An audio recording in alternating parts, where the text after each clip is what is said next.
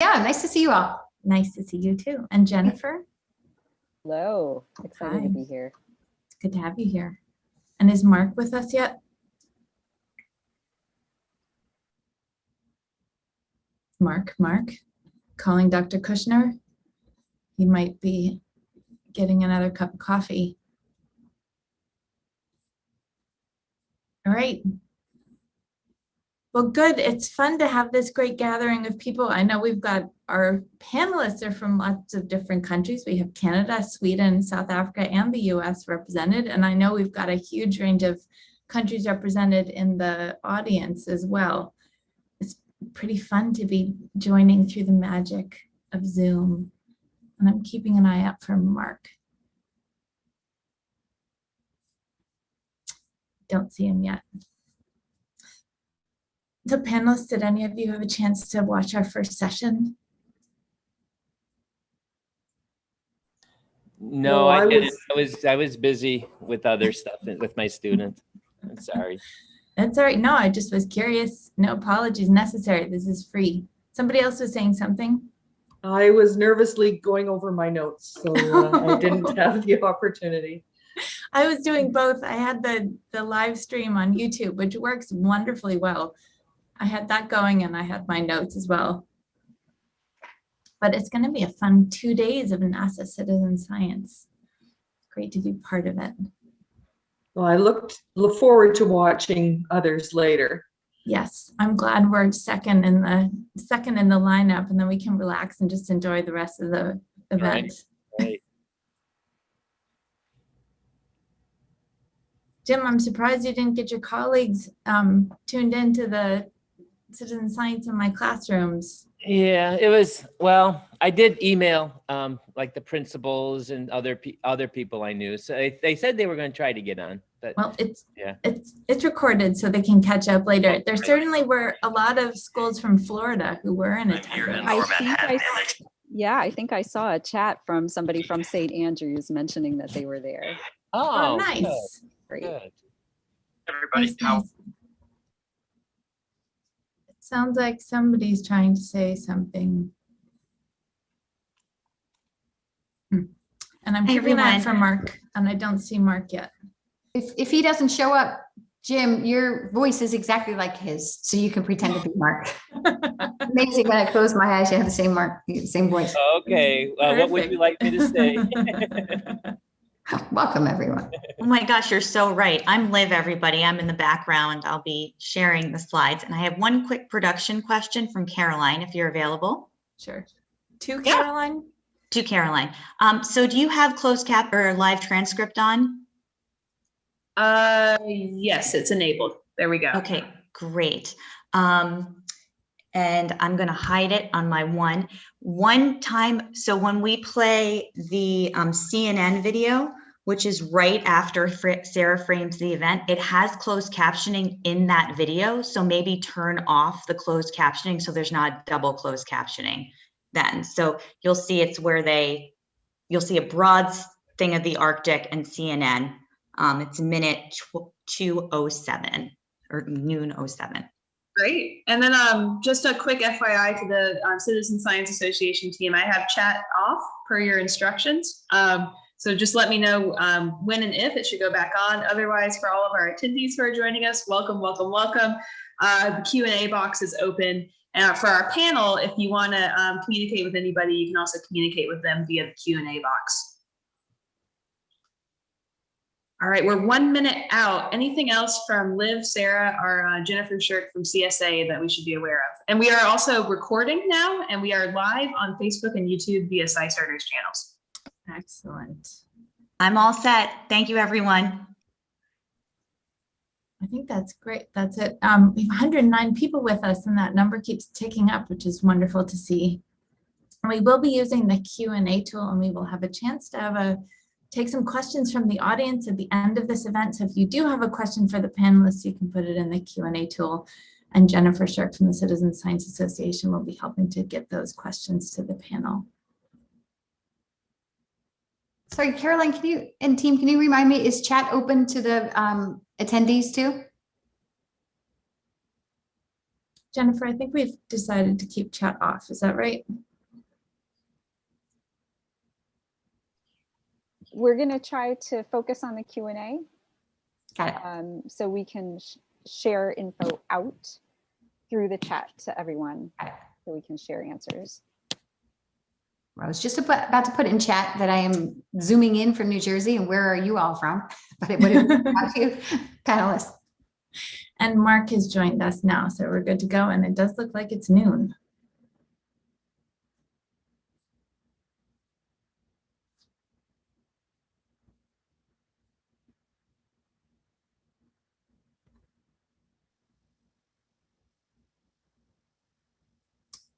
Jennifer, are you kicking us off?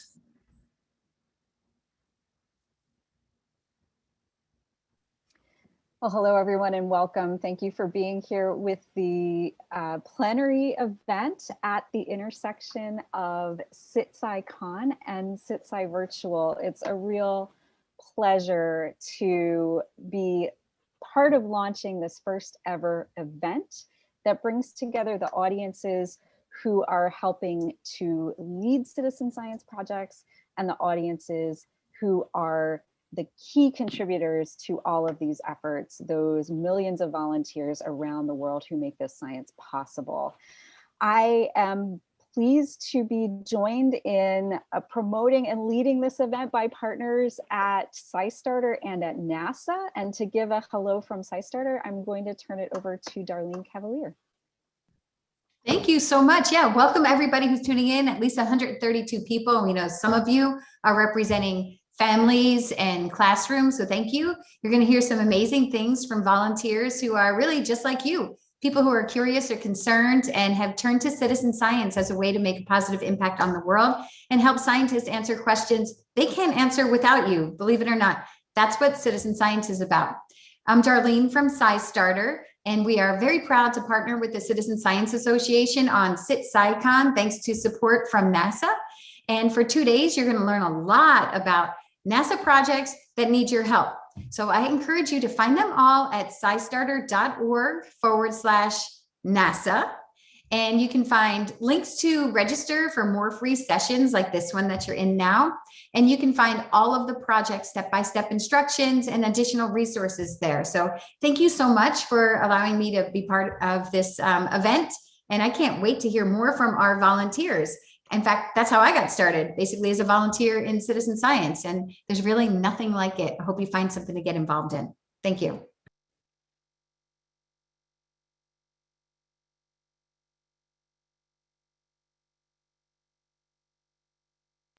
I'll keep talking all day. So somebody just needs to tell me where to pass it off to. I'm going to ask Liv, who's next? So actually, I think we're going to show a short video and then Sarah will kick off the event officially. Awesome. Hey everybody, greetings from the Arctic. It's a beautiful day in the Arctic and we're actually out running. It's unusually calm here and we want everybody at the CitSciCon to be super citizen science heroes. It's so much fun. Join in. Team Hearts in the Ice saying hi. Hi.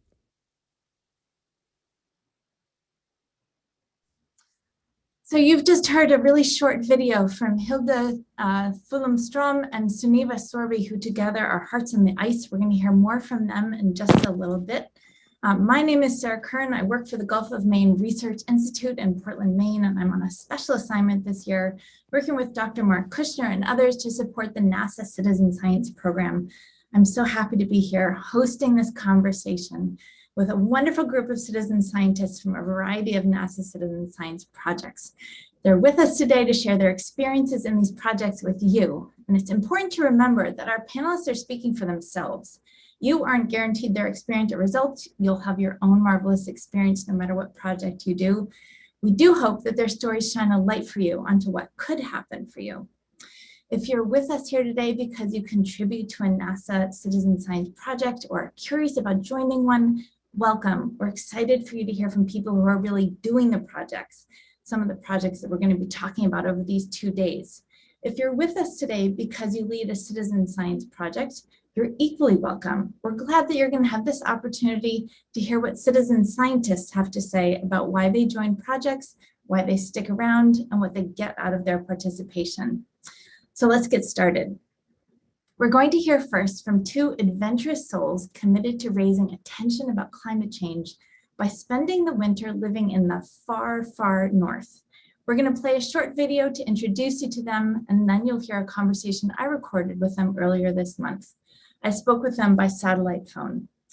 You'll hear us talking about someone named Liz, and we're talking about Dr. Elizabeth Macdonald, the founder and scientist behind Aurorasaurus, which is NASA's citizen science project that tracks auroras, or northern lights, around the world via reports and images that are contributed to their website, through their mobile app, and on social media platforms like Twitter. You can hear Liz herself speak in the greatest hits of NASA Citizen Science session, which is next up right after this session. Right now, let's head to the Arctic.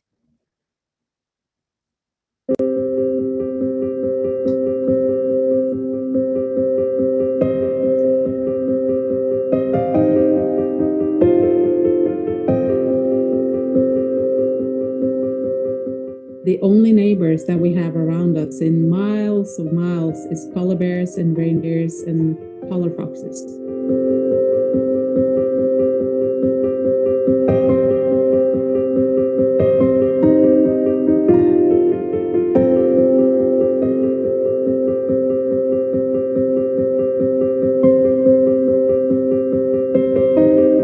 We have been up here in Svalbard at a remote trapper's cabin called Bamsaboo.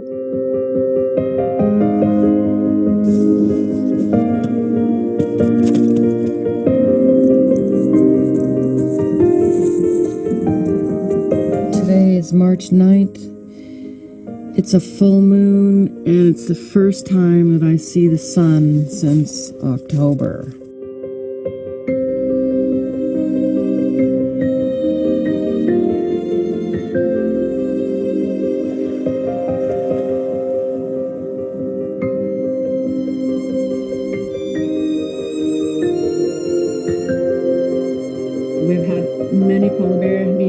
Encounters at the doorstep. We both had seen huge changes in the climate, both in the Antarctic area where Sunniva is working and for me up here in the Arctic. We're at this tipping point now where not only are we able to see the visible changes around us, but we can create stories around them to better understand even who we are as people.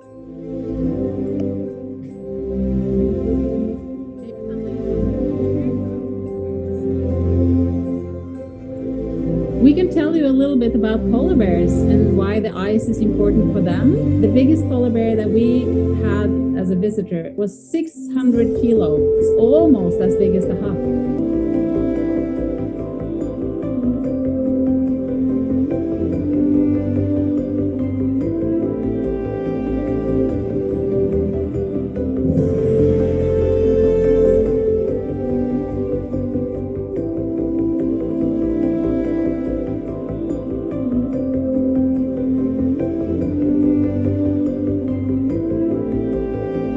I think we both feel it's more important than ever. So this gives us an opportunity to broaden our platform. With Hearts in the Ice, we're just trying to, provide a vehicle through which to share some ideas and inspiration and resources. We're not trying to save the world, but we are trying to tell people that the world needs saving.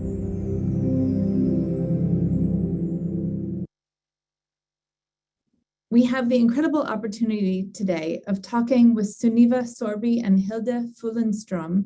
Together, they are Hearts in the Ice, adventurers with a mission to engage the global community in the conversation around climate change. They've spent the last 2 Northern Hemisphere winters, together with Etra, an Alaska Malamute and Greenland Husky mix, in a remote cabin well north of the Arctic Circle, to raise awareness about climate change and to participate in various citizen science projects, including NASA's Aurorasaurus project, Fjord Fido, and Globe Observer Clouds. So, Sunniva and Hilde, welcome. And I'm really curious to hear, how did you learn about citizen science and how did you come to participate in Aurorasaurus? Yeah, thank you. It's a pleasure to be here. You want me to go ahead and you know, we both worked in the polar tourism industry, and I remember being on a Zodiac with Annette Bombosch in the Antarctic, and she was towing a net behind her, and I'm like a lot of people on board, although I was employed with the company at the time. What in the world is she doing? And then she's got these little bottles, and then she's processing some of this on board the ship. So the first introduction was really on board expedition cruise ships, seeing NASA Globe in action, seeing Fjord Fido in action, and seeing eBird in action. So yeah, and the same thing was with me. I was with the Hilde for 25 years almost, and we did the same thing with our guests in Antarctica and up here in the Arctic, and it was the same one as Sunniva is mentioning, and Happy Whale. So we had this program for our guests on board. And how did you learn about Aurorasaurus in particular? That was an interesting introduction through the side door. You know, I grew up in Canada. Hilde is grown in Svalbard pretty much. So she has experienced a lot of polar night and aurora, and I have not, very infrequently. And it was through a mutual introduction. I believe we were lucky enough through either Alison Cusick from Fjord Fido or Marilyn Colon Robles, who's running the NASA Globe Observer, that introduced us. And then quickly it became, oh, wow, you guys are going to be in a location where the sky is just prime for aurora viewing. And then when we realized we were closer to the lowest band of the aurora than we were to the town of Longyearbyen, it just piqued our interest. And so that's how we met Liz, and we're introduced to Aurorasaurus. Wow. Yeah, that's extraordinary. You really were in an incredibly, or you are in an incredibly remote place. So that's an interesting introduction to citizen science, that you'd actually been using it with your clients before you ever started. But did you have any reluctance or concerns about contributing to citizen science projects? Or maybe did your clients have any concerns? As when it comes to me and staying here at Institute and being part of citizen science projects, not at all.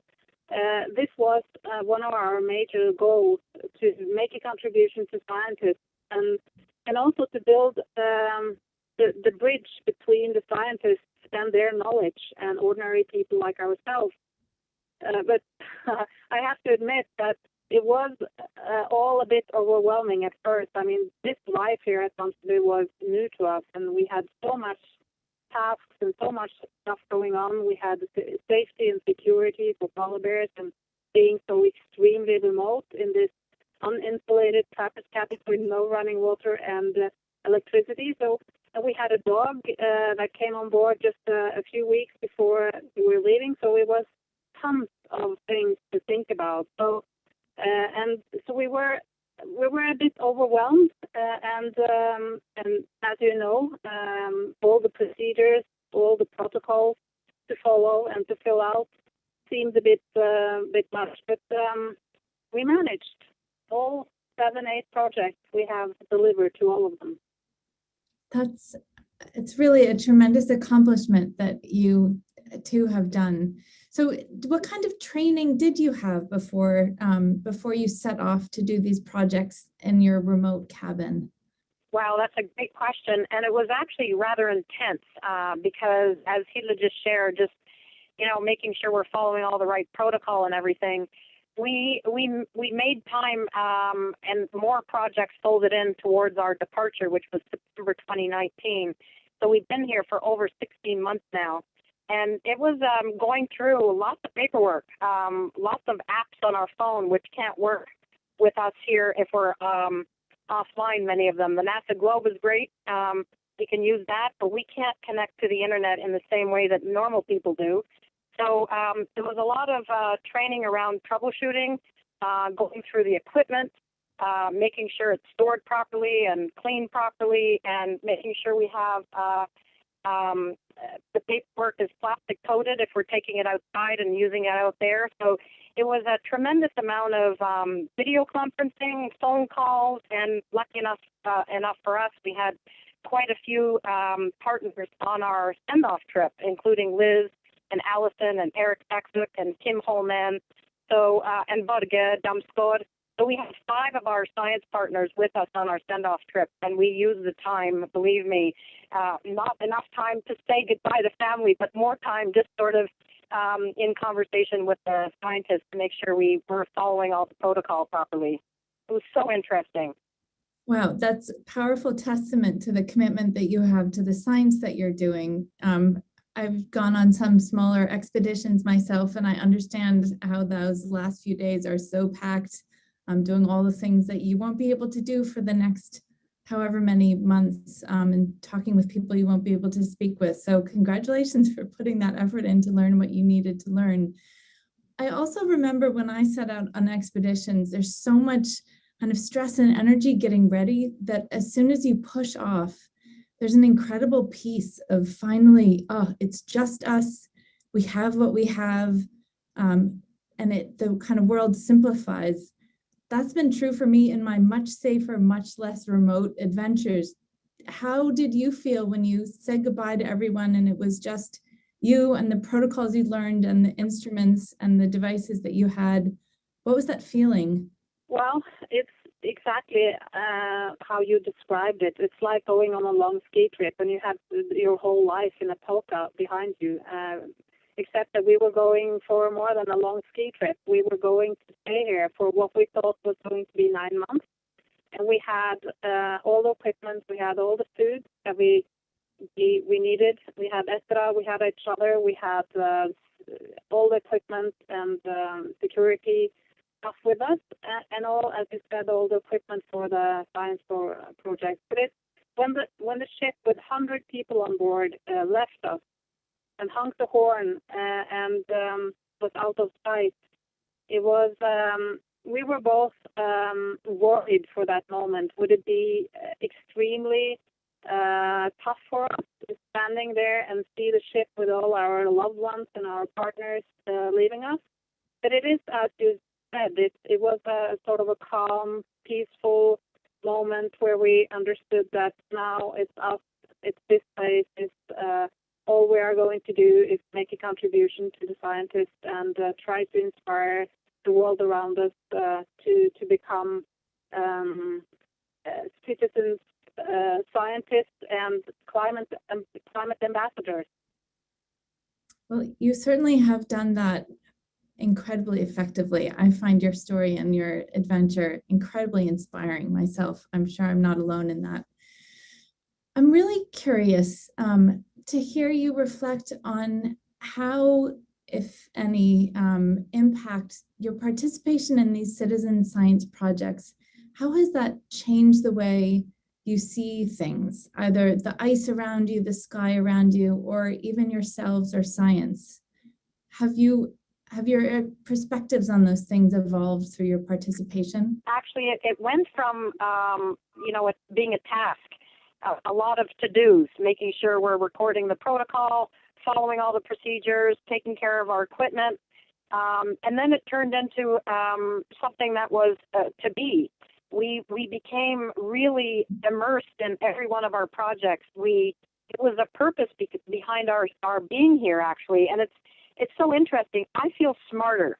I am not 20 years old, but I just learned so much from people like Liz and Allison and Børge and all our science partners. They've been willing to share with us why in the world they're interested in things that most of us can't see. And so I feel like I'm a drop in the bucket and I'm a piece of the puzzle.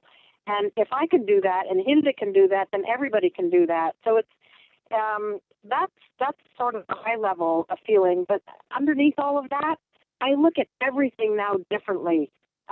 It's like that great quote by Marcel Proust: "Perhaps the real voyage of discovery is not in seeking new landscapes, but in having new eyes." And I feel like since we've been in the same location for over 16 months, that we have seen this place evolve and change on a daily and almost hourly basis. And it's made me far more impassioned. It's made me want to become an activist for climate change, which, could turn a lot of people off by using that word, but I feel very strongly that participation in what I'm doing, participation and observation and the experience has become a really profound way to live in this world. And I would encourage it for everybody. I'd like to go to the UN. I'd like to get the key to the UN, go there and advocate for having a handful of climate care, like citizen science ambassadors, where they're paid and they go around and they can teach more people to be curious and get involved and engaged, because it is an inside job. It's a way of changing one's behavior, changing one's outlook. It's become a very, very powerful way of seeing our world by understanding it more. Yeah, and I can only echo all that. I mean, it has been so purposeful, and we have felt so relevant. And for sure, I know that I have seen that knowledge change behavior.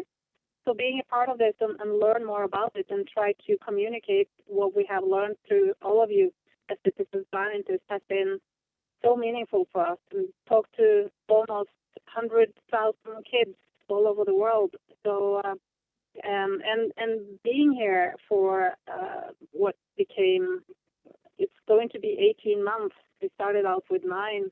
Has really, I dreamt about this for so many years. This has been a dream coming true for me, and the connection that we both feel now to the nature and around us and ourselves as a species is with much greater understanding. Wow. I have the fortune of getting to ask that question of lots of people who've participated in citizen science, and it's almost universal that it makes people think of themselves differently. Sunniva, how you talked about moving from having citizen science be a task to be something that you are, that's so powerful.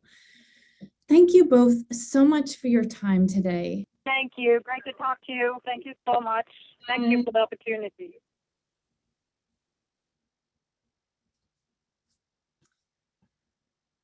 What an extraordinary pair of citizen scientists they are, and how inspiring. I hope you found that story as inspiring as I do. But of course, you don't have to be a fantastic polar explorer, and you don't have to be 100 miles from the nearest human settlement to contribute to citizen science. We're going to spend the rest of our time today talking with citizen scientists working in more comfortable contexts. So panelists, please join me. I've asked our panelists to introduce themselves to start us off. I have a few questions for them. They may have some questions for each other, and then we'll take some questions from the audience. So get ready to put your questions into that Q&A tool. So Donna, I think we're going to start with you. And Liv, it looks like we're pinned on Jennifer, so maybe you'd free it up so we can see our panelists. Donna, take it away. Hi, my name is Donna, and I live in a small farming community in Manitoba, Canada. I've been involved with the Aurorasaurus project for 4 years, and I learned about it online through Twitter. I believe it was Dr. Liz Macdonald who I connected with online when I was searching for a way to find out more about the aurora. I'm an amateur photographer, and my hobby is taking photos of the aurora. So I wanted to know when to be out there to watch it and take photos. So I've been contributing by taking photos and posting them either on Twitter and tagging Aurorasaurus, or I've been uploading my photos online to their website, and I would tell them when I see the aurora and what I saw. And a year ago, I became an Aurorasaurus ambassador. So that involves monthly meetings where we get to talk to the scientists that are studying the aurora and talk to other citizen scientists. It's been a very rewarding experience. And you need to make a confession and show everyone the picture behind you, because that's one of your photographs, isn't it? 2 of your photographs. They're Yes, beautiful. those are two. I am just amateur, but the picture behind me over my left shoulder is one I took last summer when the comet Neowise was out, and I got a photo of it with the aurora and with a meteor, and also with a little Steve that was showing at the same time. And Steve is a newly discovered phenomenon that accompanies the aurora sometimes. So I've had much joy in taking photos and sharing them.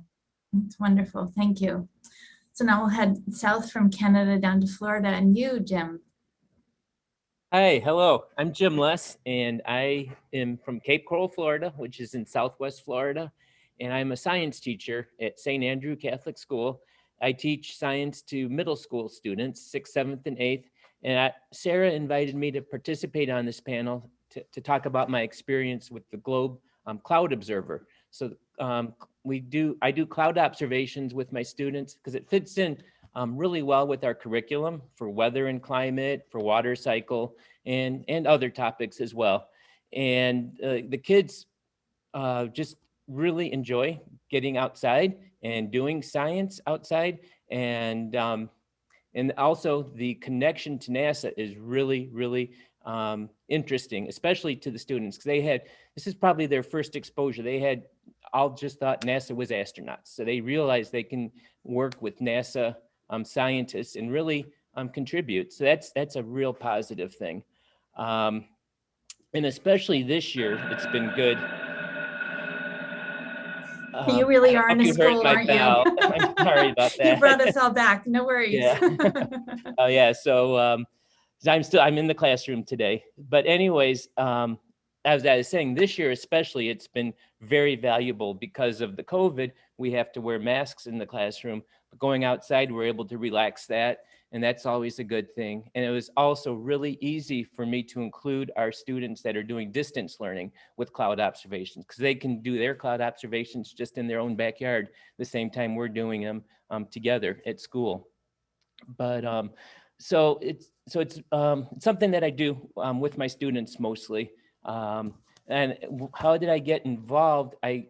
Before I came to Florida, I am a native of Ohio, so farther north, and I had the really good opportunity to meet Dr. Kevin Sikowski and his team at University of Toledo, and they have a program called Mission Earth, which teaches and supports teachers to do globe protocols, and one of them was the cloud observation.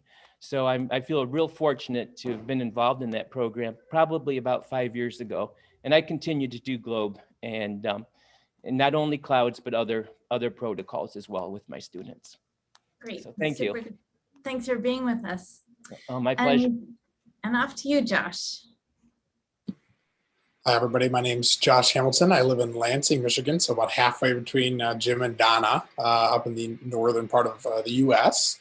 I've been working with the NASA Disk Detective project for about 6 years. I actually found it probably on accident, probably a moment of boredom, looking onto Zooniverse, and found the astronomy projects, found my way to Disk Detective, where we basically take images, infrared images of stars with some form of disk around them, and you tell the program, do you notice one of the 6 things that are you're trained to sort of notice?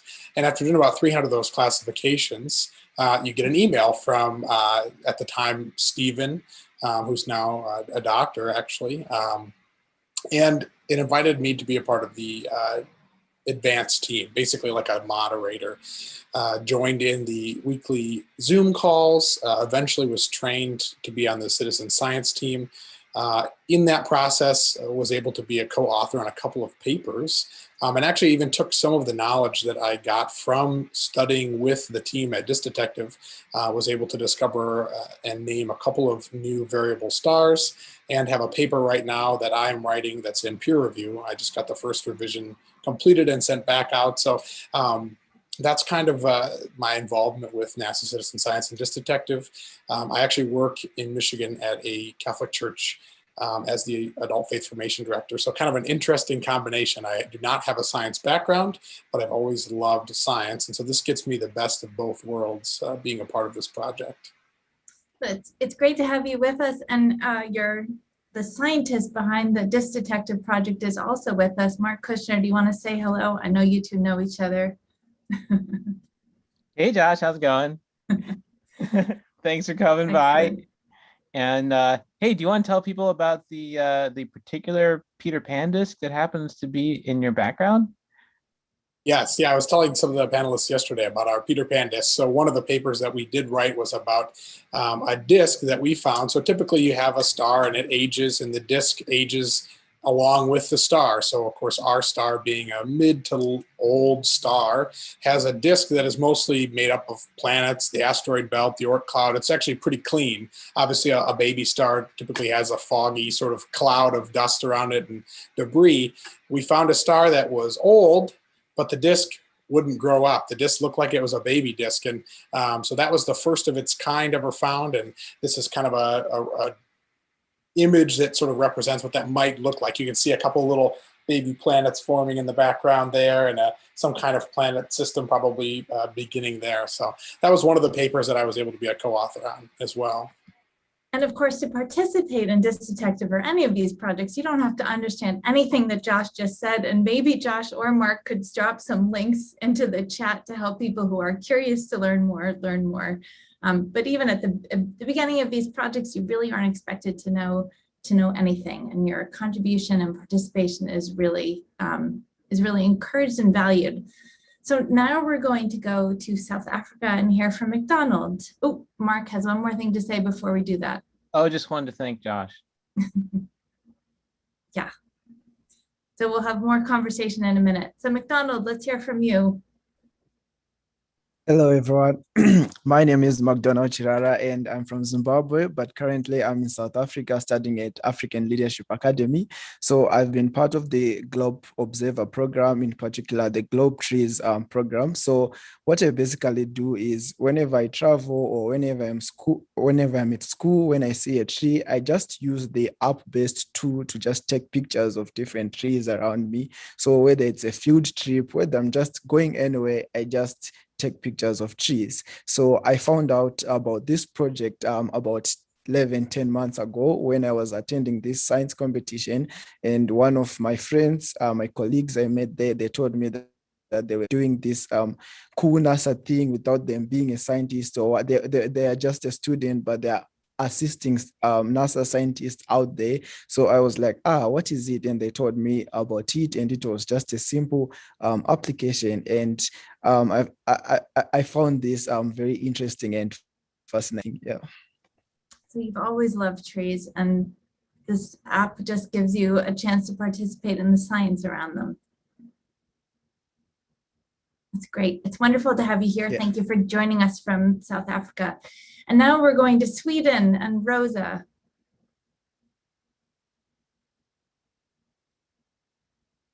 And it looks like you're, there you are. Castro, greetings from Sweden. I'm actually a native New Yorker who's living here in Sweden, Gothenburg. And part of the reason I got involved with the NASA Citizen Science program is because I started taking astronomy as something to do, as a hobby.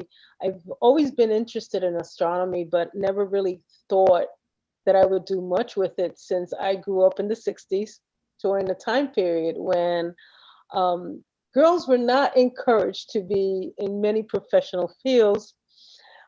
So as a result of that, I guess I was part of the baby boomer generation, if I must say. And so we were not encouraged in a lot of professional directions, but I always kept an interest in astronomy. So I took a course in Udemy that led me to a course called Astronomy State of the Art, held by a professor named Chris Impey. And he suggested that we check out different projects that were put out by NASA on SUNY Universe.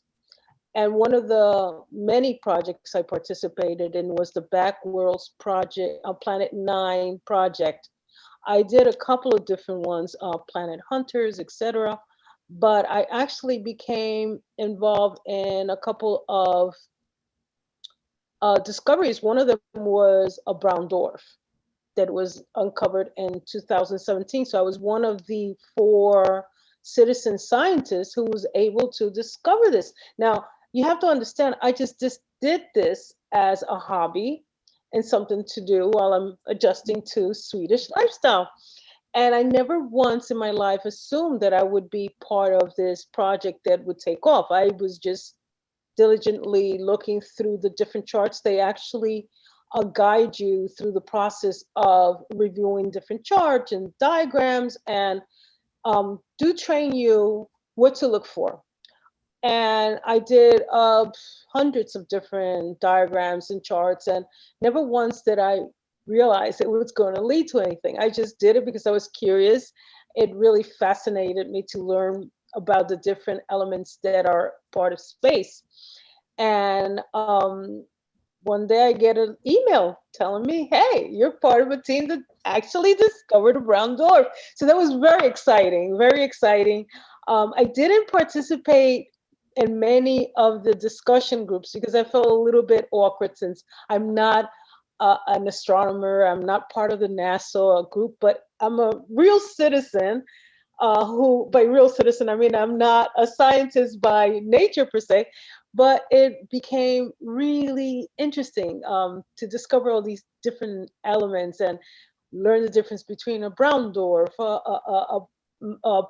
a regular planet, and the moon, and this and that. It was just great.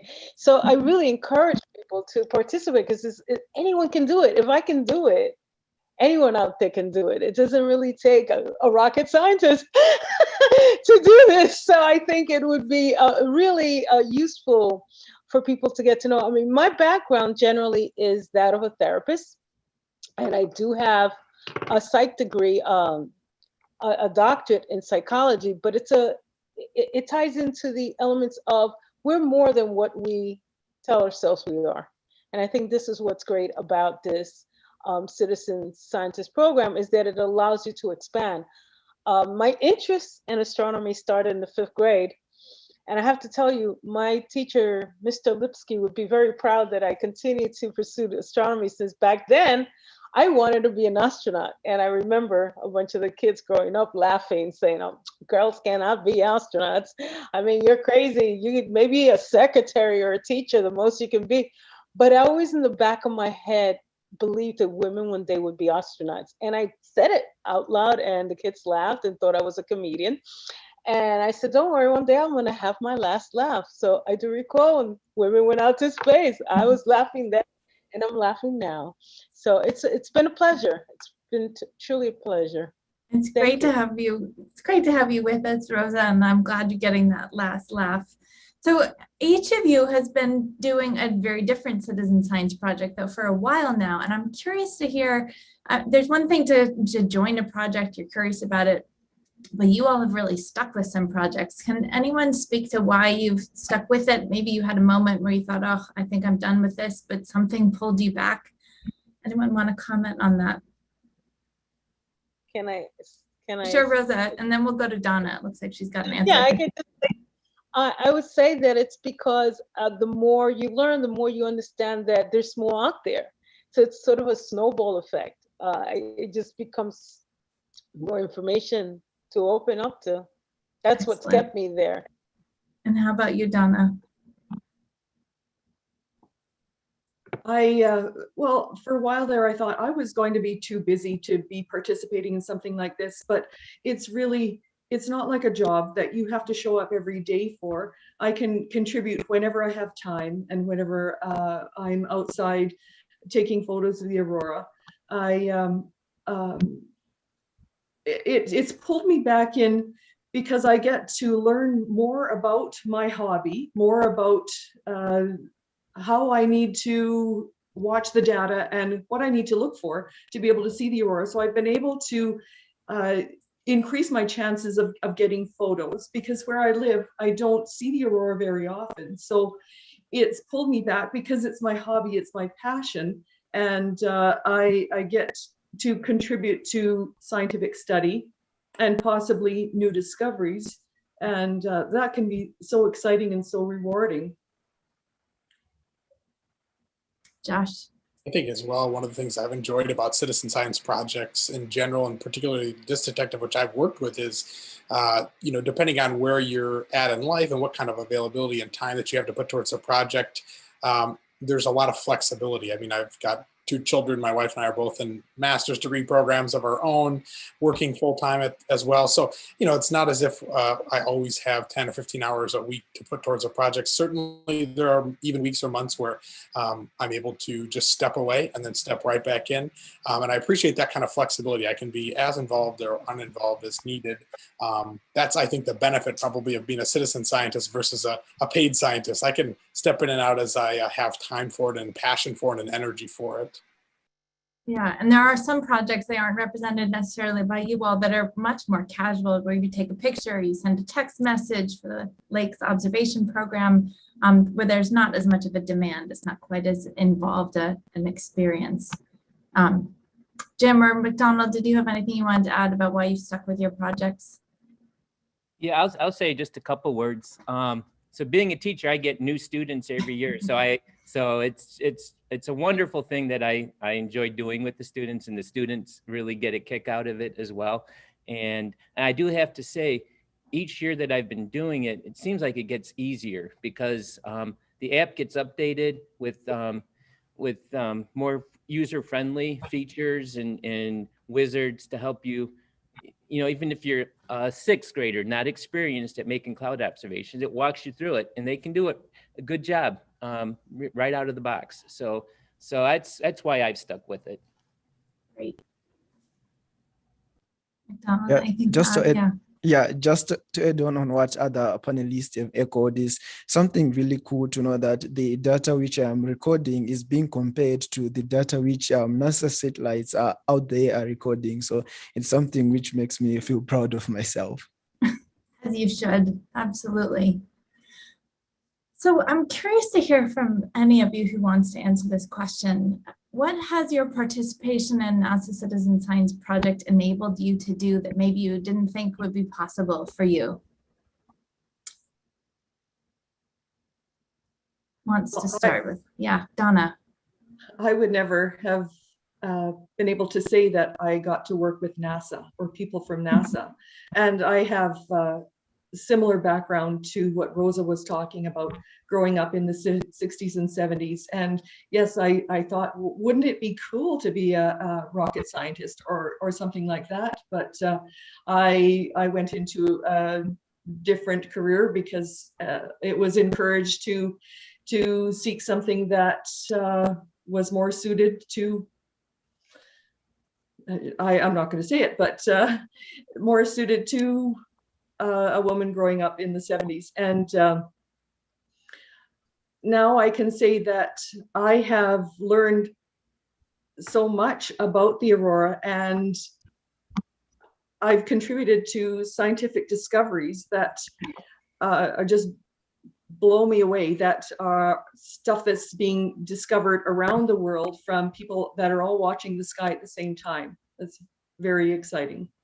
And you get to hang with a pretty interesting bunch of folks up in Canada chasing auroras. That's a really active, passionate community who's really gotten, you've been very involved in both the science and in just observing the beauty of auroras, yes? It is. The community that I got involved with first, I connected through Twitter, and I was looking to find other people who were watching the night sky and to figure out how to find out when the aurora was going to be dancing. And last year I connected with another photographer from Manitoba, Justin Anderson, who started a Facebook group, Manitoba Aurora and Astronomy, and he invited me to be one of the moderators in the group. And we have our community on Facebook has grown to over 20,000 members over the last few months. Just being able to report the auroras and watch them and connect with each other. When we all have to be at home, we can't physically be connected to each other or be out together, but we can do this all online like outside, of course, we're by ourselves watching the aurora, but we can connect and share the experience online, which is very exciting. Yeah, absolutely. Anyone else? Yes, Jim.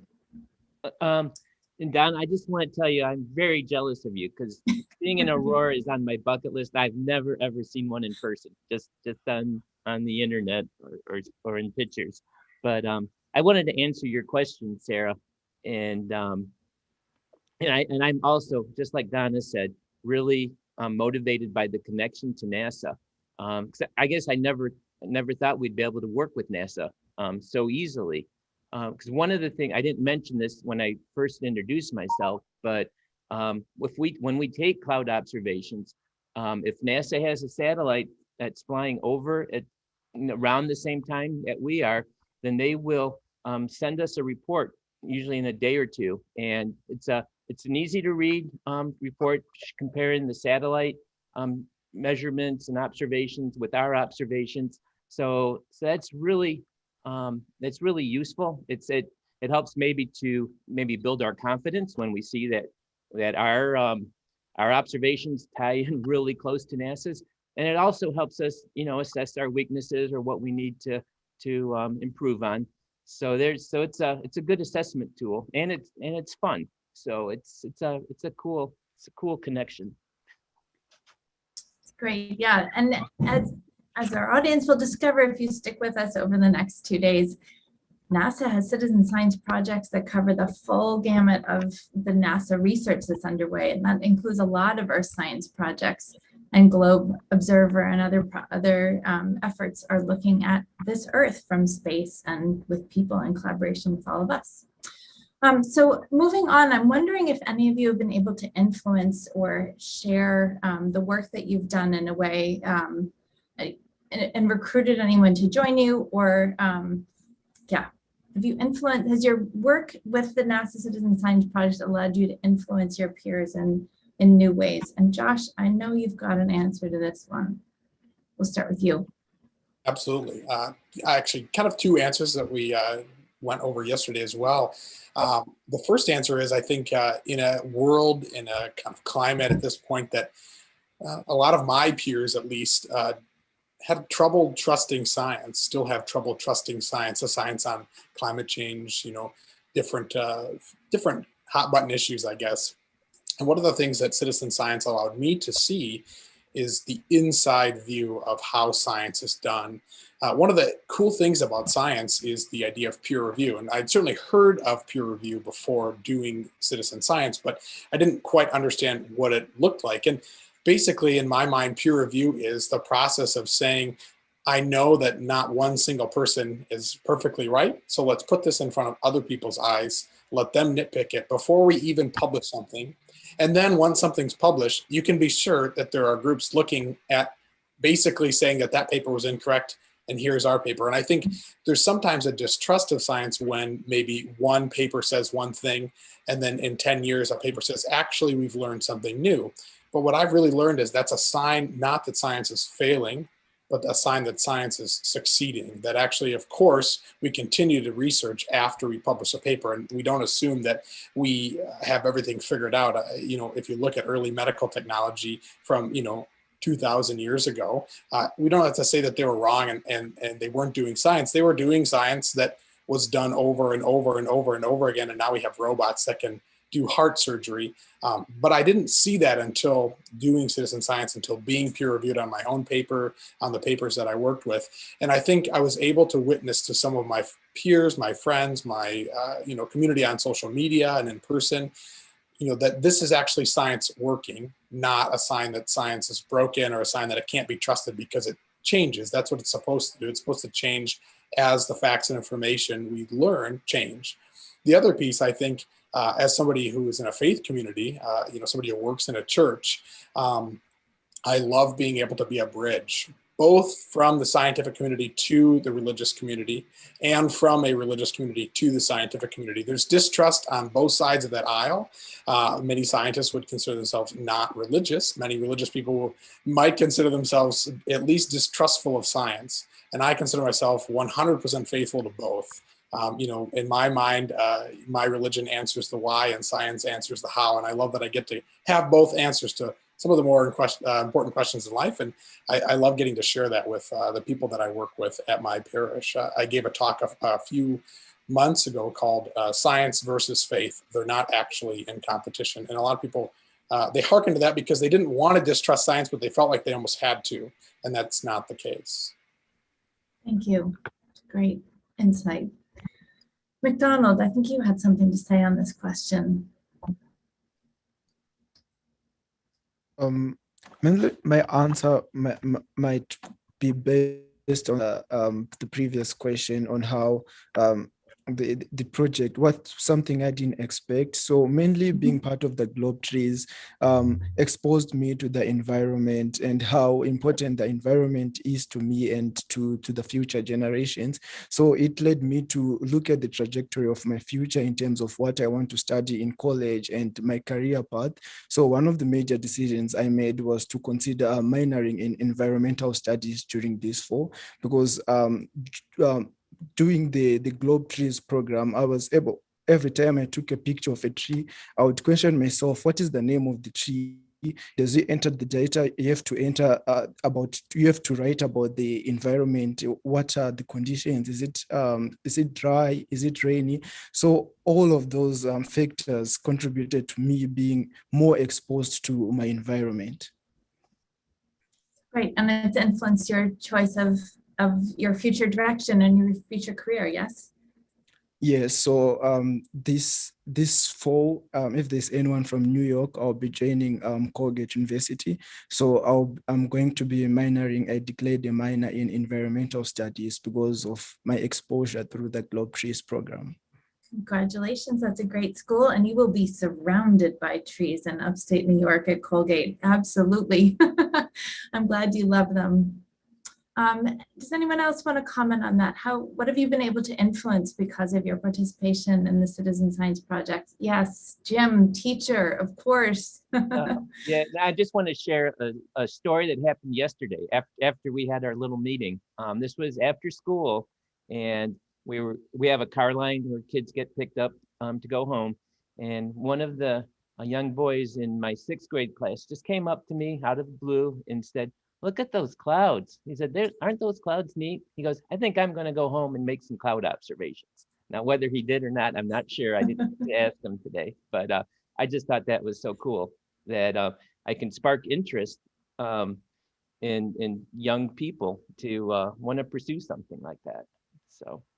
That's great. And as a cloud appreciator, I can relate. And one of my proudest things is when somebody sends me a picture of a cloud that they've seen that they thought was particularly beautiful. And they say, "Sarah, this made me think of you." Because I'm always, well, when I could be with people in an office, I'm always hauling people to the window to say, "Hey, look at that." And I also contribute to Cloud Observer occasionally. That's great. So I'm also interested to hear from any of you, if you'd like to talk about this, how your citizen science work might have changed you. We talked about, I had the chance to talk about this with Sunniva and Hilde, and they really described how the citizen science work has moved from a task that they do to something that they are. Maybe you have an answer as profound, or maybe you have a different perspective on that, but I'd love to hear your comments. Well, I can go first. It's given me more confidence. I am just an admin assistant at a school and a farmer. I don't have any special training or any fancy training, just a humble background in a small farming community. But I have been able to make my contributions and my reports and been respected by the NASA scientists or by the community that is studying the aurora, and my reports are valued. So it's helped give me confidence. It's also helped me in my understanding of the aurora so that I can be more confident in finding the aurora when I'm wanting to go and take pictures. By being able to listen to the scientists talk about the different features and help me understand what is happening in the aurora. I'm able to identify when it's an ideal time to go and look for it. So that's really helped me in my hobby, which personally gives me a lot of joy. And this is why I do it, because taking photos gives me joy. I don't do it because I'm a professional photographer. I do it because I am rewarded by what I get back. I saw lots of nodding heads while you were speaking, and I'm looking at the images behind you, and you certainly are giving back to the world with your passion and your photography. That's a wonderful answer. Thank you. And it's a wonderful illustration of how art and science are actually much closer together than many people might think. And I'm seeing Josh nod, which you're the maybe one on the panel who's kind of the deepest into the numbers and charts of science, and you still see that connection with art. So that's great. Yeah, absolutely. I think one of the background work when we get into Disc Detective, you know, we are looking at images or infrared images. You know, they're perhaps boring in the visual sense, but I've often been just stunned to think some of the stars that we're looking at have only been observed by robotic telescopes. So I might be the first or third or eighth pair of human eyes to ever look at this particular star, to ever again discover like this type of disk that's behind us. I mean, this disk system, maybe it's existed for millions or billions of years and no one even knew it was there, and our team got to be a part of finding that. So it might be spreadsheets and numbers, but I think there's a real sense in science in general. Again, whether you're doing the very front end Zooniverse sort of classification or the back end science, that there's so much to be discovered about the world, and you might not feel needed, but you definitely are. There's more data than people and scientists out there. So everybody that's listening and watching is needed to process all of that data and to make new discoveries about where we live and how we got here. Great, thank you. Rosa, I saw your hand in the air. Yeah, I just realized I didn't share this part of why I also got into the citizen projects. When I came to Sweden, one of the things that happened to me was that I got sick. And during the time that I was recovering, I was also engaged more because it was the thing I can do while I was recovering. I actually, in 2017, I had brain surgery. I had a tumor removed from my frontal lobe, which impacts my memory, short-term memory, which is what's impacted my ability to learn Swedish. But this was something I can do whether I remembered or not, and it helped me develop focus. It helped me relax. It helped me train my eye. It helped me just basically calm down when I was anxious about my recovery, because I don't know if anybody ever has been around somebody who's had brain trauma, but it's a very frustrating healing process, especially if you're in a foreign country where you cannot speak to a therapist freely in their language, or the services were limited in terms of training me to remember to use memory cues or stuff like that. So I sort of went into my background as a therapist to heal, and I did this as one of my projects. It was kind of like keeping me constant, keeping me going at it over and over again. And I really do think that it helped me. The other thing that it also allowed me to realize that I can still do things even if I didn't have the same skill set as I had prior to the surgery. I still was able to accomplish something that turned out to be pretty terrific. You know, I didn't go into it with the idea I was going to discover anything or I was going to be part of a bigger picture. So it was kind of nice that it happened through time. So I still go on and I still spend a lot of time whenever I can on different projects. And I really encourage people out there to give it a go. It's not something that is as difficult, because when we hear scientific stuff, a lot of us assume that you need to know a lot of math, you need to know the jargon, you need to be trained by NASA. But the fact is that it's really something that is really user-friendly. is extremely user-friendly. If I, who had brain surgery, can do it, you too can do this, is basically what I encourage people. I really think there's a lot of projects, and as Josh said, there are more things out there than physical people can possibly be part of. So I think hopefully today a few people will get the courage to join us. Yeah.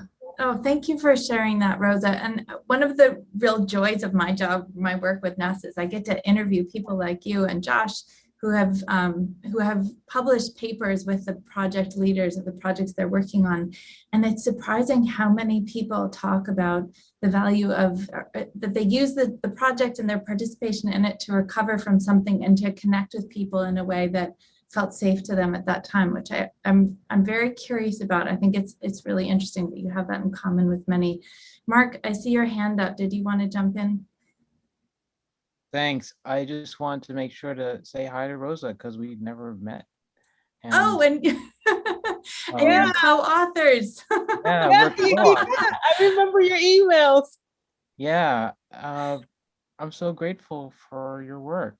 I mean, you helped to get this project off the ground. You wrote the first paper with me and with our team, and you did it despite your surgery and your international travel, and it was a complicated time, but you stayed in touch with us and you discovered stuff, and thank you.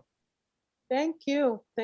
That means a lot to me because I missed being a therapist so much, and this actually gave me something else that, kept me going, because it's really isolating when you don't know the language, and then COVID comes and you become more isolated, so yeah, thank you for putting this out there to the public. Oh, that's great. So we're moving through our time that we have together, and I wanted to give you all a chance to ask each other questions, and Mark, I'll include you in that. If any of you have questions for one another, now's your chance. Well, my question is, I guess, to Josh and Rosa, as to the training that you need to do the studying that you do. It sounds like you need to learn a lot to study those images to be able to identify things. Actually, they really guide you with different examples and different diagrams, so you're not really alone through this process. There are instructions, they're very easy to follow, and you just follow them. It's not a training that requires a PhD. It's a really user-friendly, I promise you, it's very user-friendly. I think the biggest challenge would be to sit through it and, you're not going to get something that jumps off from the screen and tells you, hey, I'm here. You're not going to see results right away. It takes a lot of patience. And I think that's part of why I did it, because it helped me develop my patience more. But it's really, truly user-friendly. Yeah, exactly what Rosa said.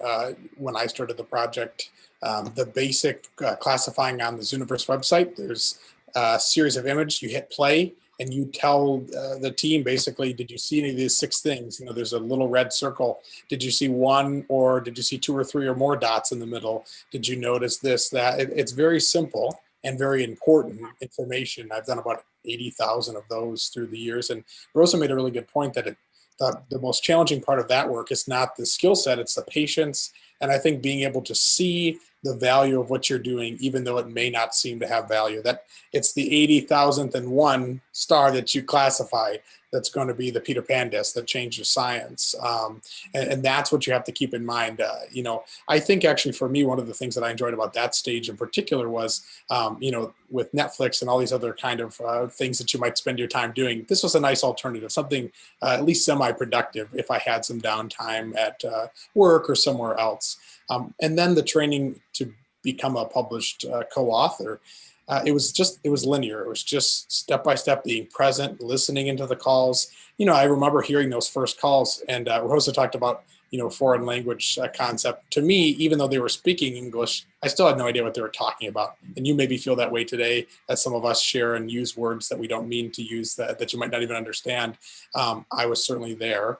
And yet, slowly but surely, year after year, with a little bit of attention and one-on-one training for about 6-7 months, with a couple of mentors, was able to be at a place where I'm amazed, as Rosa mentioned too, the things that I'm able to say and know and find that I have no formal training for, because of the patience and mentorship of the people on the team before me. Yeah, that's a good point. That these projects, there's no prerequisites to NASA citizen science projects, except for some interest. So you can search around. There's 23 plus projects, and we'll throw a link in the chat so you can go and search those projects out, find one that lights you up.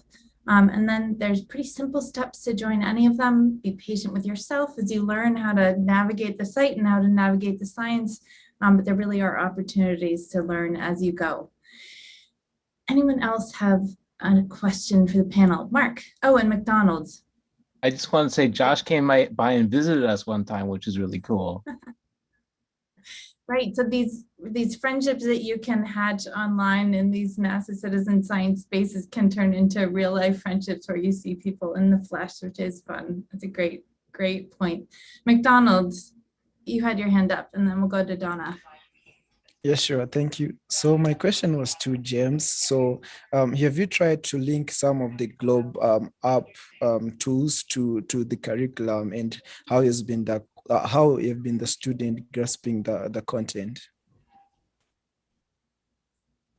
So McDonald, so if I understand you, you want how they can upload their data? Is that what you're asking? Or connection? No. Yeah. Okay. Well, yeah, that is a good question, because we do the observation with the students. We have iPads, and so that if we go out into the field, there's no internet, but the app is designed so that it will store the data that we take till we come back into the classroom. And then once we're connected back to the Wi-Fi system, all we have to do is press submit, and the data gets uploaded to the NASA database. So we don't, it's really very simple. It's just a click of a button to get it uploaded. I think McDonald was asking about the content, like the NASA Clouds project in your curriculum, and how do you think and I'm curious, maybe I'll add on to McDonald's question. Do you think your kids learn science concepts better through doing things like you do with absolutely. NASA? Absolutely. Okay. Because as a teacher, I the goal is to get the students engaged in the science. And if we're just looking at pictures of clouds in a textbook or online, that's not nearly as engaging as actually going out and observing them and taking pictures of them and trying to classify them. Even if they're inexperienced and they don't know how to classify them, or they don't remember all the names, the app is very user-friendly and easy, even for young students to, they just have to look at pictures and say, okay, does the cloud look like this? And then they would select that. So the content is just like Rosa and Josh said, the content's user-friendly. You just have to be patient and kind of be focused. And you know what? If you mess up, it's not the end of the world, so that there's room for mess ups and failures. It's not like we're gonna blow anything up. It's good to just get out there and do it. I'm so glad you said that, Jim, because we know from some of the work that we've done talking with citizen scientists at the beginning, there's a lot of concern on people's part of, I don't want to screw up somebody's science by doing the wrong thing in these projects. And we can assure everyone that the scientists who designed these projects have figured out clever ways to make sure that that doesn't happen. There are verification steps. They have multiple people looking at the same image in some cases. So you can feel confident learning as you go. You'll get better, and don't worry that you're going to mess up anyone's research, because that's kind of built into the whole system. So McDonald, I want to turn your question back to you as a student. You're not doing this through school. You're doing this just yourself out of your own interest in trees.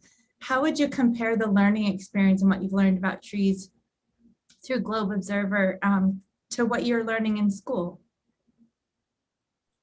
So the learning through Globe Observer has been more hands-based. So rather than in school where it's just mainly theory, where you just read about trees, but here I was able to go out there, see the trees, and record the tree height, the tree circumference, and sometimes had to just search through what's the name of the tree, this tree. And also there have been really interesting projects which have been done through the Globe Trees. For instance, during the 8th day, there was the tree challenge. So I had to do a couple of things on that challenge at the same time, connecting with other people worldwide doing the Globe Trees program. So it was really cool. That is so neat that you're collaborating, just like this panel, we're across multiple countries. You do get to collaborate with people around the world through these projects. I think it's going to be really fun for you to land on a different continent and look and see if there are any trees that seem related to ones that you know from home. That will be a really interesting experience. So we do want to take some questions from the audience, and Jennifer, maybe if you've got some questions teed up, we can bring you back and you can bring those forward. And while you're getting organized, is there any other question from a panelist to a panelist? Well, I just had one quick question for James. What he had mentioned, it was 6th grade that he was teaching. Is that typically the target that you use for your study? Well, I actually, Donna, I teach 6th, 7th, and 8th grade, and I use cloud observations with each of those grade levels. This year, we primarily spent more time with the 6th graders, at least recently, because we're doing weather and climate now. But I did whenever we do environmental projects, like one of the things we also will do is maybe water sampling at the canal. So, because Cape Coral is like the canal capital of the world. So, and water quality is a big issue here. So we did spend in the fall, we went and did environmental testing, and cloud observations were part of that as well, because you know, we wanted to have the whole picture. And one of the things we did was studied how did the conditions change before and after a hurricane. So so the clouds were important. And then I also have used the cloud app when we participate in surface temperature campaigns. So that's the urban heat island effect, and that's an important part of that. So it's with all grade levels. And when I was in Ohio, I taught high school, and we would do cloud observations with high school students too. So anybody can do it, any age level. And the nice thing, you can do it anywhere, anytime. Well, anytime when it's not nighttime. Unless you're privileged enough to see noctilucent clouds, if I said that right, which are one of the most magnificent things you can see. Well, once in a while, yeah, you can. I do have to say, when I moved to Florida, I was just awestruck by the beauty of the clouds. They're magnificent down here. They really are. But you can do cloud observations everywhere. Yes. Oh, go ahead. Those projects are not just for kids, of course. I contribute to the Globe Cloud Observations Project, and yeah, anyone can do those. Josh, did you have a quick question? And then we do need to take some questions from our audience. We don't want to leave them out too much. Rosa, I see you too. Josh? Just a quick question for Donna. Donna, do you have, with the images that you take, do you have an idea of some connection with the scientists that use it and how they use it? What's the experience been like for you? I'm not familiar with the Aurora Borealis and auroras and how they are studied. Well, there are certain features that I report on when I see. One of them is the dunes. I report when I see the dunes to Minna Palmuth from the University of Helsinki. And another one of the features that was recently identified in 2016 is the Steve, which is not an aurora itself, but it accompanies the aurora. And that was identified by a collaboration between scientists and citizen scientists. And so it was exciting for me to watch from the sidelines. I wasn't involved in the discovery or in the identifying it, but I have been reporting my Steve sightings to Aurorasaurus. So specific features in the aurora is something that we report, and the discoveries are happening as time goes on. So as more features are identified, that's what I would look for in my photos. When I get them onto my computer, I'd sift through my photos and see if there's anything that can be identified that I could report. And those scientists are quite active with you on Twitter and in the Aurorasaurus app and the website. So contributions are usually acknowledged and celebrated, great pictures. So there's quite a lot of interaction that I've seen. Yes, Yeah. there is. It's good. And I know the first time that I had taken photos of this Steve, and it lasted for an hour and a half the first time I was taking pictures, and I didn't know what it was because it was separated from the aurora, and I kept turning and think, what's this faint pink line? I'd take pictures, and then I reported it on Twitter, and I got a polite response from, I thought after doing a Google search, I thought it was a proton arc. So I reported it on Twitter as a proton arc, and I was politely corrected by someone from the Alberta Aurora Chaser Club that no, this wasn't a proton arc. It was a subaraural arc, which was named Steve. And anyhow, I learned, and it's been great to be a part of that community and to watch the excitement happen as it was discovered, and you can Google it and find out lots about it online. I just dropped a link. I was hoping to do that too. I just dropped a link into the chat to the collection of citizen scientist profiles on the NASA science website. And if you look for a man named Rocky Raybell, he's got a great picture. He's got a few pictures of Steve, and there are some links from his profile that you can follow to learn more about Steve, which started out as a playful name created by citizen scientists and turned into a proper scientific acronym in true NASA fashion. So Jennifer, let's turn to our audience. Do we have any questions for, oh, Rosa needs a last word. Yeah, no, it's not that. I wanted to ask Malcolm about the trees because I've really been taking interest in it. I'm a New Yorker who's suddenly in the suburbs, so we have a backyard, we have a little forest, and I've been noticing changes, serious changes that are actually concerning me. And because I don't find the trees are thriving this year for some reason, something's going on. And I would be curious to go and explore more if there's, a link to that as well. I'm curious. Globe Observer, and then you join the tree mission, right? There's an app that you download, and you can Google that too. Globe Observer is what you're looking for, right, Macdonald? And any tips on how to get started with trees?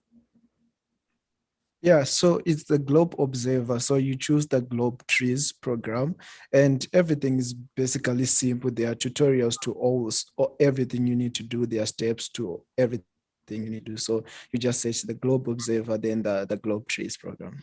Thank you. Yeah, because I've been really concerned about that lately. I didn't mean to hijack the topic, but I didn't want to leave without asking about that. Thank you. It's a great question. Rosa, I'm going to put a plug in. When you download that app, the Cloud Observer is on the same app. So after you're looking at trees, you can look at clouds. And then you can get into mosquito habitat. Yeah. The possibilities are endless. And land cover. Don't forget land cover. Right. All right, Jennifer, I think we really are ready for an audience question. Well, this is wonderful. And there have been so many fantastic questions from everybody listening in on this call, both in the chat and in the Q&A, some of which have been answered live by participants, by Mark has been chiming in. And there's no way we'll have a chance to get to every single one. But I want to hone in on one that's been asked here that I think would be relevant for all of you to speak to. And this comes from Hanane. and I hope I'm pronouncing that somewhere close to correctly. But the question is that sometimes, those of us who are interested in science may feel kind of alone out there in the world. And we might not see others encouraging us to take part in these, in anything having to do with science. And some of us might even feel that people say this isn't something you can do. I know, Rosa, you spoke to that earlier. Have you found, through your participation in NASA projects, have you found a community of other people who share your interests? Part of this question was, have you found people who look like you? I also am really interested, for the audience that I speak to, which are citizen science practitioners, people running projects, what can projects do to, or what has a project done to make you feel welcome and to encourage to keep going? Great question. Who wants to start? Rosa, and then Josh. It looks like Simply say this panel has been the very encouraging thing for me. Oh, excellent. You've made it that way. Thank you. Oh. Josh, did you have an answer or want to comment? Yeah, I do think growing up in a community, for my own experience was, it's not typically cool to be interested and curious sometimes, right, as a young person, but also from a community of people, by and large, that were like me. This was actually, Citizen Science Project was my first exposure to the whole world, people on our Zoom call from all different countries, places, belief systems, and that was a really great experience. I think one of the things that projects can do is to focus on accessibility, making sure that things are clear and easy to use, graphic and written, translated. One of the things our project has benefited from is by inviting and having people all over the world, anytime that we notice we have a new member from a new country or some place that we haven't had people that we've noticed, we'll ask them if they'd be willing to translate the website for us or help us to translate it into their home native language. Mark could probably speak to the exact number of languages we have this detective translated into, but it's quite a lot. And that is just that accessibility. It's a simple thing, 6 questions, translate them into your own language, but all of a sudden you've opened it up to their whole country. They also have the networks in those countries to share once it's accessible. So I think that's one of the key ways is that we benefit from that. And so scientists running programs certainly should seek that out. But also to push that is to make it accessible to anyone and everyone. Great example. And go ahead, Jim. I'll just mention that I have had the good fortune of finding like-minded scientists or citizens, both here in Florida and Ohio. So in Florida, there's an organization known as the Scientist Society of Southwest Florida, and it's a group of retired scientists mainly. And I met them because they volunteered to judge our science fairs. So I've gotten to be friends with some of the members, and so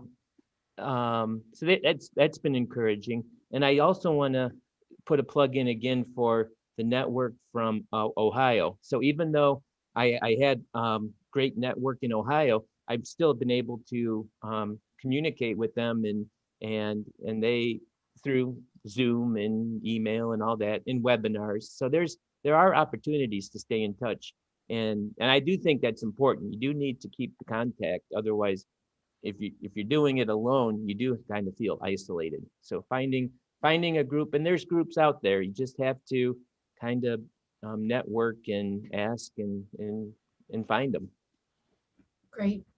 Donna and Macdonald, have you had an opportunity to connect with like-minded people through the projects, and what have your projects done to make you feel welcome?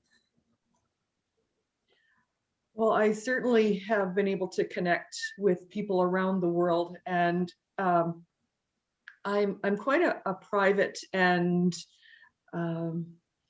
person when it comes to sharing. I haven't been sharing with the people I know day to day in my community, just because I'm very shy about it. And it seems like when you can connect with the community online, it's a lot easier, and it can help build confidence. I've been able to connect with all of these people that have the same passion for the Northern Lights around the world, and it's very exciting and very rewarding. Macdonald? Yeah, also one of the interesting things I found out on the Globe app is that you can create groups. So there are groups, you can see that in South Africa, there are groups of people who are also participating in the Globe app. So I joined some of the groups. And also one of the things which I found very interesting also through this panel is that the connection between the citizen scientists and the actual scientists at NASA. For example, how Joshua was corresponding with Mark and also with Rosa. It's something which I found it's really cool connecting with scientists. And Brian Campbell, I think, is the scientist who's connected with Globe Observer Trees. I think he has pretty regular meetings, online meetings. Have you ever joined any of those? Maybe they're for teachers. No, not yet. Not yet. Maybe you will. Yeah. Excellent. Thank you. I think that's everyone. Jennifer, do we have another question? We may have time for one short one. Yeah, just briefly, and I will mention again, there's so much going on in the chat and the Q&A, related questions about how to get retirees involved, how to get people from underprivileged communities involved. And there are some sessions coming up on each of those throughout CitSciCon later this weekend. Darlene has also responded about libraries being places for community connections. So a theme of questions about how to get involved and how to do more.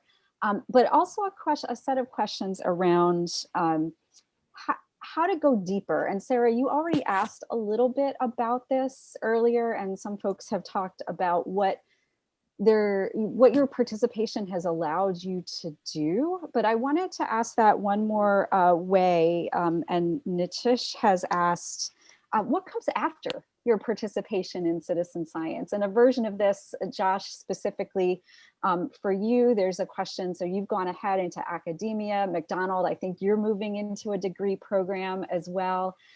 What is it that maybe citizen science projects can do specifically to help people build skills to go on, if they do want to go on into certain directions, maybe like academia, because projects can be as simple as just classifying images, but to go deeper can require building more skills. So it's a lot of questions rolled into one, but where can you go with all of this, and what does it take to help you move on?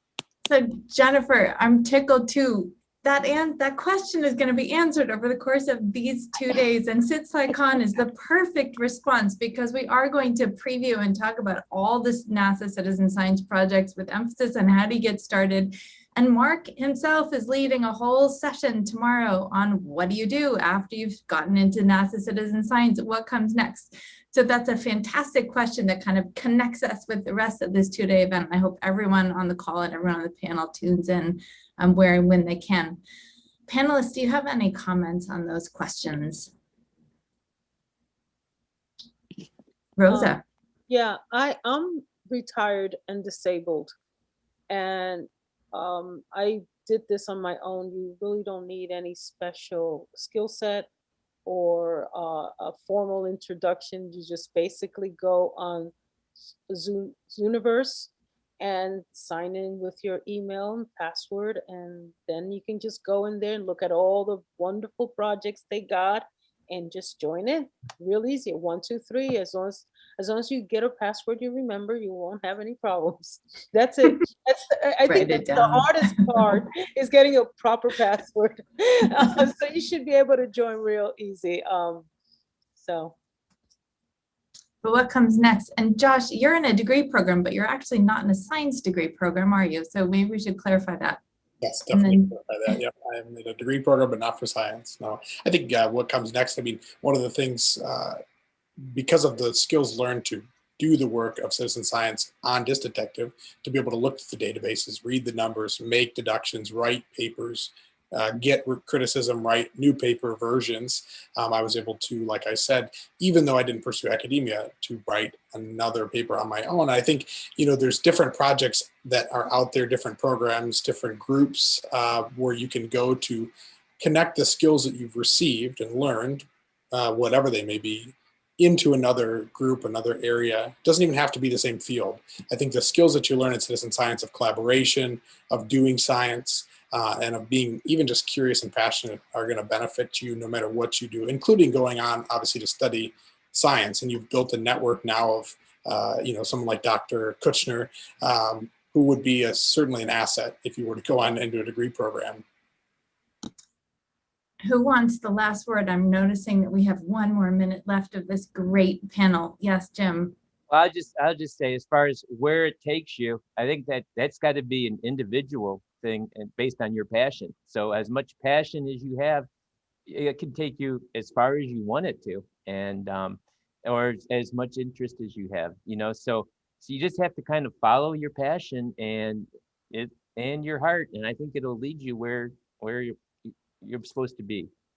At least that's in my experience. That's right. And NASA has a particular interest in co-authoring papers with citizen scientists and scientists. Mark, maybe you want to say that, and I think I'm done, but thank you, panel. This was a tremendous conversation. I really enjoyed it. I'm sure our audience did as well. Thank you all for your time and the hours you've contributed to NASA citizen science. Thank you. Mark, Jennifer. Thanks, everyone. Thank you, everybody. Thanks so much for participating in our projects, for doing science with us, for showing up to share your stories, and to answer Sarah's question. 191 citizen scientists have now become named co-authors on peer-reviewed scientific publications. Wow. Very proud of that. And we want that number to rise, so keep engaged in your projects. Okay, thank you. It's been fun. Thanks, everyone. Bye. Bye. Yep. Thank you. We just wanted to Bye-bye. show a quick preview of what's coming up next at Citizen SciCon. We have greatest hits of NASA CitSci discoveries right after this in 15 minutes. Then Planet Palooza at 12:15 Pacific, 3:15 Eastern. Citizen Science Under the Sea at 4:30 Eastern, 1:30 Pacific, and CitSci Sips followed by a SciStarter happy hour at 2:45 Pacific, 5:45 Eastern. So please check that out. Go to scistarter.org/NASA to register for those events, and we hope to see you there. Thank you so much. Thank you. Bye, everyone. Bye. Bye.